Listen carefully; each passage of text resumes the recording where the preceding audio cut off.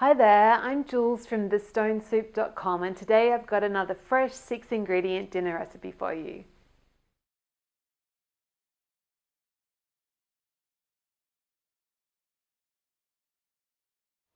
Okay, so we've got our cabbage, so 1/4 of a large, this is like a ginormous cabbage actually.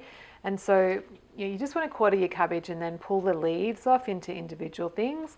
You can see this one's got a thick rib there. If you want, you can cut that out to make it easier to eat, but I actually quite like having the meaty bits.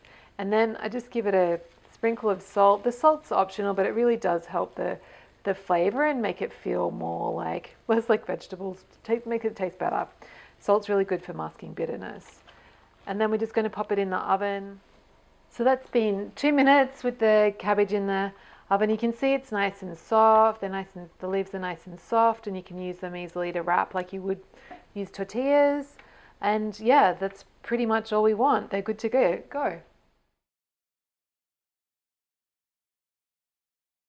So if you enjoyed this recipe, come on over to my blog. It's thestonesoup.com, and you can download a free ebook filled with simple recipes just like this one.